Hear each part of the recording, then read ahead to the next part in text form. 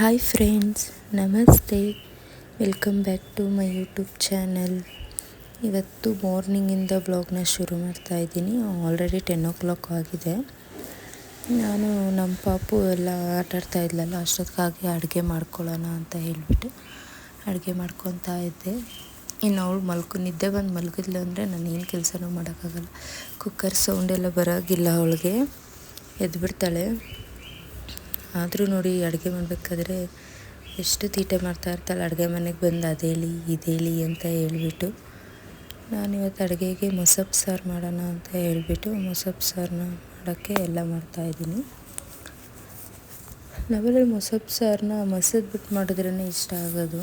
ಅದಕ್ಕೆ ನಾನು ರುಬ್ಬೆಲ್ಲ ಮಾಡೋಕ್ಕೋಗಲ್ಲ. ಮೊಸಪ್ಪು ಸಾರನ್ನ ಮಸದ್ಬಿಟ್ಟೆ ಮಾಡೋದು. ಹಾಗೆ ಇವತ್ತು ಟಿಫನ್ಗೆ ಅಂತ ಹೇಳ್ಬಿಟ್ಟು ದೋಸೆ ಮಾಡಿದ್ದೆ. ಅದು ಇನ್ನೂ ಅಡುಗೆ ಮನೆ ಏನೂ ಕ್ಲೀನ್ ಮಾಡಿರಲಿಲ್ಲ. ಸೊ ಅದಕ್ಕೆ ಒಟ್ಟಿಗೆ ಅಡುಗೆ ಮಾಡಿಬಿಟ್ಟು ಕ್ಲೀನ್ ಮಾಡೋಣ ಅಂತ ಹೇಳಿಬಿಟ್ಟು ಅಡುಗೆ ಮಾಡ್ತಾ ಇದ್ದೆ. ಸೊಪ್ಪನ್ನೆಲ್ಲ ಫಸ್ಟೇ ತೊಳೆದ್ಬಿಟ್ಟು ರೆಡಿ ಮಾಡಿ ಇಟ್ಕೊಂಡಿದ್ದೆ. ನಾನು ಈ ಸೊಪ್ಪು ತೊಳೆದಿದ್ದ ನೀರನ್ನೆಲ್ಲ ನಾನು ಗಿಡಕ್ಕೆ ಹಾಕ್ತಾ ಇರ್ತೀನಿ, ತೊಗೊಂಡೋಗಿ. ಸುಮ್ಮನೆ ನೀರಿಂತಕ್ಕೆ ವೇಸ್ಟ್ ಮಾಡೋದು ಅಂತ ಹೇಳಿ.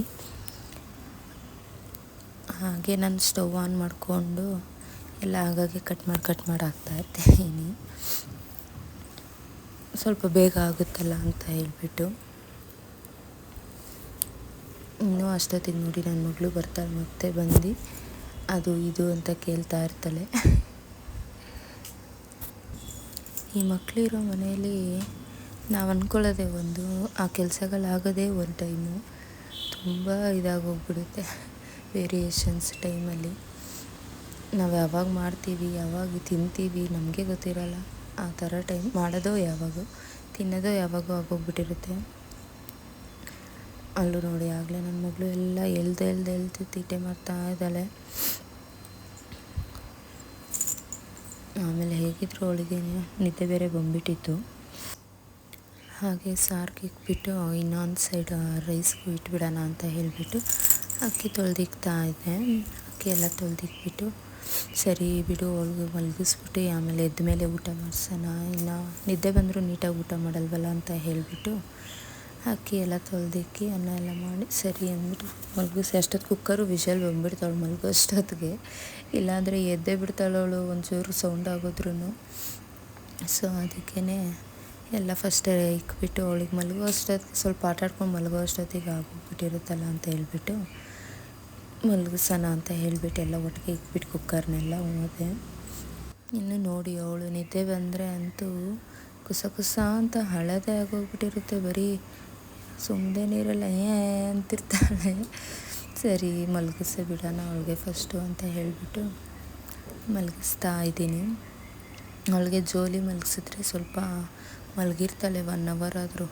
ಇಲ್ಲ ಅಂದರೆ ಅರ್ಧ ಗಂಟೆನೂ ಮಲಗಲ್ಲ ಕೆಳಗೆ ಮಲಗಿಸಿದ್ರೆ. ಅದಕ್ಕೆ ಜೋಲಿಯಲ್ಲೇ ಮಲಗಿಸ್ಬಿಡ್ತೀನಿ. ಅದು ಮಲಗು ಅಂದರೆ ಆಡ್ಕೊಂಡು ತೀಟೆ ಮಾಡಿಕೊಂಡು ಅವಳದು ಒಂದಿದು ಆಟ ಆಡ್ಕೊಂಡು ಮಲ್ಕೊಂಡಿದ್ಲು.